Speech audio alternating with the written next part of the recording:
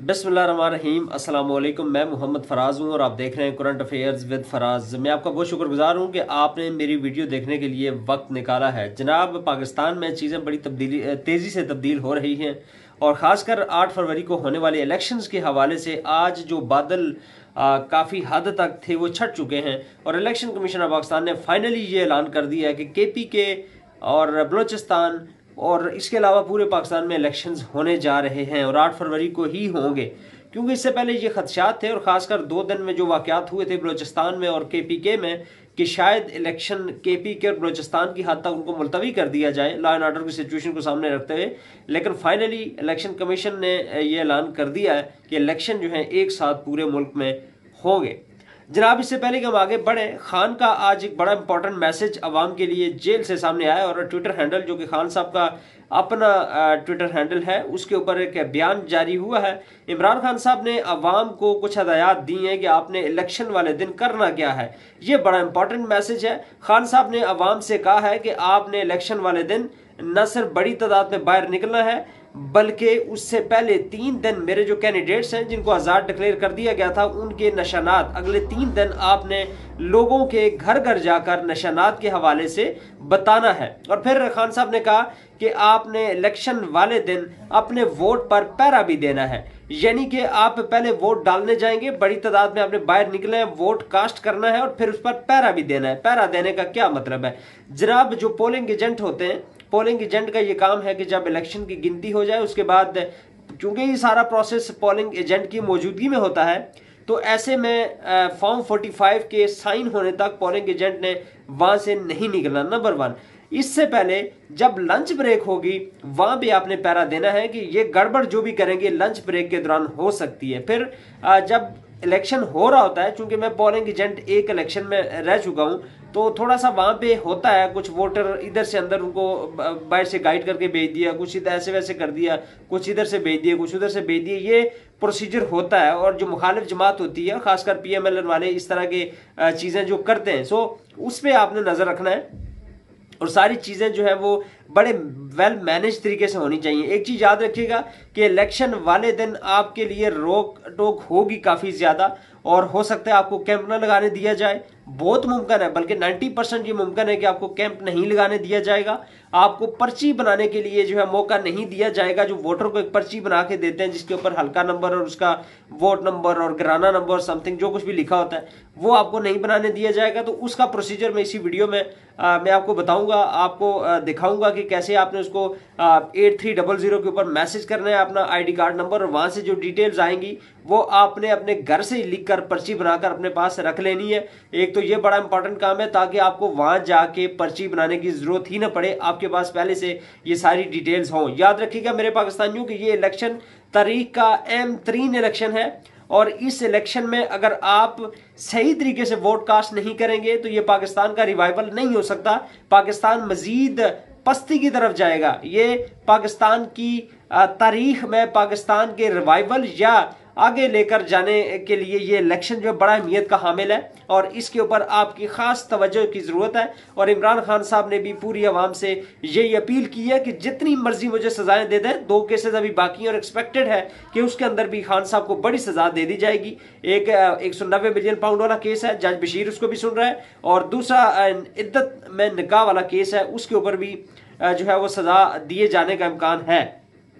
लेकिन इमरान खान डट के खड़े, इमरान खान ने झुकने से इनकार कर दिया और इमरान खान नहीं झुकेगा। ये रिटर्न ऑन दी वॉल है कि इमरान खान ने अगर झुकना होता तो आज तक झुक चुका होता। इमरान खान किसी सूरत नहीं झुकेगा और उसका मैसेज आप सब आवाम के लिए भी है कि आपने भी नहीं झुकना। ये सारे का सारा जो निज़ाम है जो इस मुल्क को जकड़े हुए है पिछले 75 सालों से, इंशाअल्लाह नजीज इसकी आखिरी कील अब इसमें ठोकने का वक्त आ गया है। और ये सारे का सारा जो इसका एक आपके पास जो इख्तियार है वो आवाम के पास है और उसके लिए डेट का जो इंतखाब खुद किया गया निज़ाम की जानिब से वो 8 फरवरी 2024 24 है और इस दिन को अगर आप बड़ी तादाद में निकलते हैं 65 से 70% आप टर्न आउट अपना कर लेते हैं तो फिर पाकिस्तान को इंशाअल्लाह अज़ीज़ तब्दील होने से कोई नहीं रोक सकता और पाकिस्तान इंशाअल्लाह तब्दील होगा और पाकिस्तान जो है जिस मकसद के लिए बना था इंशाअल्लाह उस मकसद की जानिब बढ़ेगा। जनाब वाला आपने अपने हल्के के कैंडिडेट को एक तो प्रमोट करना है, जैसे खान साहब की इंस्ट्रक्शंस हैं कि आप उसके निशानात को अगले 3 दिन लोगों को घर घर जाकर बताएंगे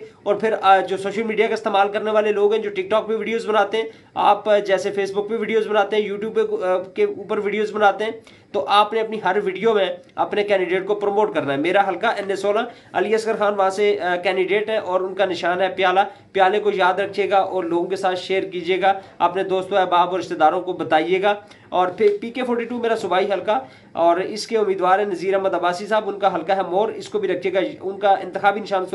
मोर है, इसको भी याद रखिएगा। अपने अहलो अयाल दोस्तों अहबाब के साथ इसको शेयर कीजिएगा ताकि बल्ला ना होने का जो नुकसान है वो कम से कम किया जा सके। जनाब अब बढ़ते हैं दूसरी खबर की जानिब कि बुशरा बीबी बनी गाला क्यों गई हैं। ये बड़ा इसके ऊपर हार्ड टॉपिक है और कल जैसा कि हम सब जानते हैं कि जब बुशरा बीबी और इमरान खान साहब को 14 साल की कैद की सजा सुनाई गई जज बशीर की जानिब से, तो उसके बाद खान साहब चूंकि जेल में थे और बुशरा बीबी उस टाइम मौजूद नहीं थी, उसके बाद जैसे सजा का ऐलान हुआ तो सजा अनाउंस हुई तो बुशरा बीबी जो है वो अडयाला जेल पहुंच गई, उन्होंने अपनी गिरफ्तारी दे दी। और उसके बाद शाम को पता चला कि जो डिप्टी कमिश्नर हैं उन्होंने सब जेल करार दिया बनीगाला हाउस को, जो कि खान साहब का अपना हाउस है, उसको सब जेल डिक्लेयर किया और बुशरा बीबी को वहां पे मुंतकिल कर दिया गया। उसके बाद PMLN का जो मीडिया है सेल है, या अब मीडिया सेल, खैर PMLN का सारा ही मीडिया सेल उनका ही है, जो मेन स्ट्रीम मीडिया वो भी उनका मीडिया सेल ही कहलाएगा। तो उन्होंने इसके ऊपर प्रोपेगेंडा शुरू कर दिया कि मरियम नवाज को तो चूंकि जेल में रखा गया था और जो बुशरा बीबी इनको क्यों अपने घर में मुंतकिल किया गया, लग्जरी हाउस में मुंतकिल कर दिया गया। तो जनाबे वाला आपकी इतला के लिए अर्ज है कि बुशरा बीबी को बनी गाला में एक छोटे से कमरे में मसूर किया गया है और उसकी खिड़की भी अपनी मर्जी से नहीं खोल सकती। और इसके अलावा बनी गाला में किसी मुलाजिम को भी इवन घर के अंदर रहने की इजाजत नहीं है। पूरा का पूरा हाउस जो है, पूरा का पूरा घर जो है खान साहब का, वो अदारों के कंट्रोल में है और वो फुली अब इस वक्त जो कब्जा है वो अदारों का है बनी गाला के घर पर। सो किसी को अगर ये लग रहा है कि वहां पे बुशरा बीबी जो है बड़ी लग्जरी किस्म की लाइफ वो एंजॉय करेंगी, तो ऐसा नहीं है। वो जेल में है, जैसे जेल में, अगर जेल में उन्हें अडयाला जेल में रखना था तो वैसा ही वहां पे भी उनको जो है वो ट्रीट किया जाएगा, ये किया जा रहा है। और उनकी इस सब जेल करार देने के पीछे जो मकसद है कि बनीगाला का जो घर है उसके ऊपर भी कब्जा किया जाए और फिर आहिस्ता आहिस्ता करते करते अगर आप 8 फरवरी को अगर आपने वोट का सही इस्तेमाल नहीं करते तो ये फिर जो शोको खाना अस्पताल है उसको भी शायद इसको ये अपने कब्जे में ले लेंगे, उसके ऊपर भी कब्जा होगा और ये फिर नेशनलाइज किया जाने का भी इसका इम्कानात है। और ये खान साहब का चूंकि नाम मिटाना इनके लिए बड़ा इंपॉर्टेंट है कि क्योंकि सियासत से खान साहब ने बहुत सारे लोगों का जो है पता साफ कर दिया है। ये देखें, एक चीज याद रखिएगा कि इमरान खान ने वो बंद बांधा है कि अब सियासत में बहुत सारे लोगों का दाखिला मुस्तकबिल करीब में हमेशा हमेशा के लिए खत्म हो जाएगा। खासकर ये जो नस्ल अभी इस वक्त परवान चल रही है, जो छोटे छोटे हमारे बच्चे हैं जिनके सामने ये सारे वाकयात हो रहे हैं, ये मीडिया के ऊपर सुनते हैं, सोशल मीडिया के ऊपर सुनते हैं, लोगों को सुनते हैं, PTI वालों को सुनते हैं, तो इनके जहन में वो चीज़ डल चुकी है। एक जो शऊर का जिन है वो बोतल से बाहर आ चुका है। तो अब देर सही, थोड़ी सी देर लगेगी, हो सकता है 5 साल और लग जाए, 10 साल और लग जाए, लेकिन अब सियासत में कुछ लोगों का रास्ता इंशाअल्लाह अज़ीज़ अल्लाह ताला के फजल करम से और इमरान खान की मेहरबानी से कुछ लोगों का रास्ता अब सियासत में बंद होने जा रहा है और पाकिस्तान का जो मुस्तकबिल है बड़ा ताबनाक है। सिर्फ आपने ये करना है कि 8 फरवरी 2024 को जो इलेक्शन होने जा रहा है उसमें जो आप वोट डालेंगे उसको बड़ी जिम्मेदारी से और बड़ी हिफाजत के साथ उसको वहां तक पहुंचाना है जहां पे पहुंचकर वो अपनी किस्मत का फैसला कर सके। जनाब ये तो हो गया बुशरा बीबी के हवाले से जो प्रोपेगेंडा किया जाए उसका जवाब कि उनको क्यों वहां पे रखा गया। फिर बढ़ते हैं जी इंट्रा पार्टी इलेक्शंस के हवाले से। आज पाकिस्तान तहरीक इंसाफ ने कहा है कि 5 फरवरी 2024 को हम इलेक्शन करवाने जा रहे हैं, इंट्रा पार्टी इलेक्शन करवाने जा रहे हैं। अब 5 फरवरी 2024 को Pakistan Tehreek Insaf intra party elections तो करवाने जा रही है, लेकिन क्या पाकिस्तान तहरीक इंसाफ को इस इंट्रा पार्टी इलेक्शन का इस इलेक्शन के अंदर स्पेसिफिकली कोई फायदा होने जा रहा है? ये बड़ा इंपॉर्टेंट पॉइंट है। अब जनाब मसला ये है कि चूंकि बैलेट पेपर तो हो चुके हैं प्रिंट, अब बैलेट पेपर्स के हवाले से अगर देखा जाए तो जो निशानात मिल चुके हैं जिन कैंडिडेट्स को, उसमें तो कोई किसी किस्म का फायदा पाकिस्तान तहरीक इंसाफ को नहीं हो सकता। लेकिन क्या अगर बल्ले का निशान वापस मिल जाता है तो क्या जो मखसूस सीटें हैं वो पाकिस्तान तहरीक इंसाफ को मिल जाएंगी? ये बड़ा टेक्निकल पॉइंट इसके अंदर भी है, क्योंकि जो आईने पाकिस्तान ये कहता है, जो एक्ट कहता है, वो ये कहता है कि कोई भी सियासी जमात जो कम से कम एक सीट अपनी जीत कर असम्बली में जाएगी तो उसके साथ न सिर्फ आज़ाद उम्मीदवार मिल सकेंगे बल्कि उसे आज़ाद सीटें भी मिल सकेंगी जो होते हैं आपके मखसूस सीटें।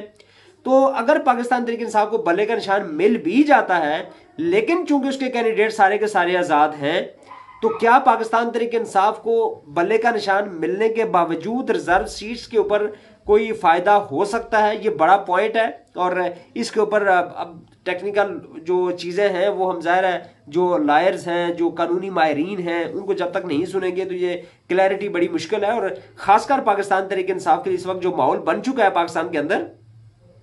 ऐसे में हम कभी भी नहीं कह सकते कि अगर आइन के अंदर कोई चीज है भी तो पाकिस्तान तहरीक इंसाफ को मिलेगी या नहीं मिलेगी, ये कहना कबल अज़ वक्त है। और क्या पाकिस्तान तहरीक इंसाफ को इलेक्शन करवाने के बाद कोई फायदा होगा, ये भी अभी कहना जो है कबल अज़ वक्त है। इसको करार दिया जा सकता है कि चूंकि जी ये अब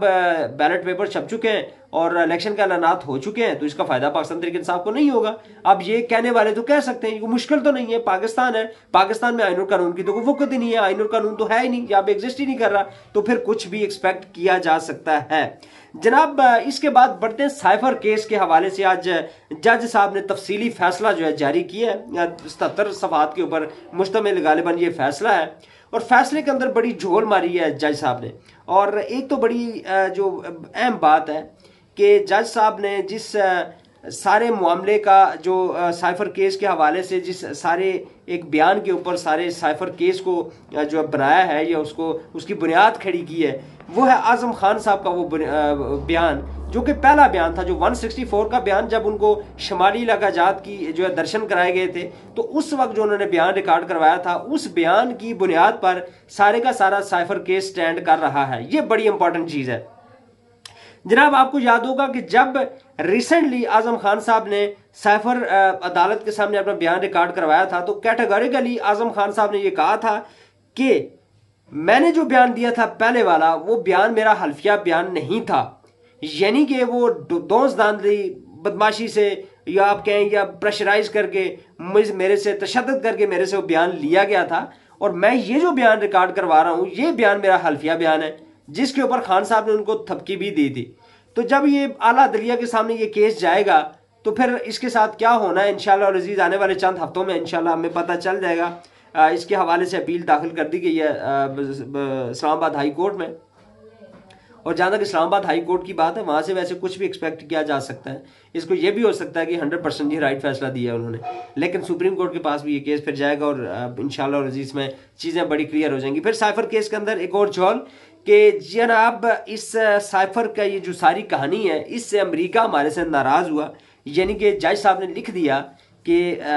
हमें आर्डर कहीं और से थे और परेशानी वहाँ पे थी, और ये भी साबित हो गया कि अमेरिका जो इमरान खान से राज़ी नहीं था और जज साहब ने ये अपने फैसले के अंदर लिख दिया है। और फिर जज साहब ने ये भी कहा कि इस फैसले के बाद साइफर की डिस्कशन के बाद या इसको लहराने के बाद जो भी खान साहब ने जो एक्ट किया या इसको वापस नहीं किया वजारत खारजा को, तो उसके बाद हमारे जो बैरूनी ममालिक जो हमारे दोस्त ममालिक हैं हमारे से नाराज़ हो गए। अब कौन नाराज़ हो गया ये वही बेहतर जो है वो बता सकते हैं और फैसला जो है वो बता सकता है बेहतर। फिर जज साहब ने ये भी लिखा फैसले के अंदर कि माशी जो सूरत हाल है वो ख़राब हुई इस फैसले के बाद, यानी कि साइफर को जो खान साहब ने डिस्कस किया पब्लिकली या उसके कंटेंट्स जो बताए लोगों को, तो उसके बाद माशी सूरत हाल ख़राब हुई। अब जनाब माशी सूरत हाल कभी भी साइफर के फैसले से ख़राब नहीं हुई। ये बड़ी क्लियर कट बात है कि जब इमरान खान साहब की हुकूमत गई थी 9 अप्रैल 2022 को,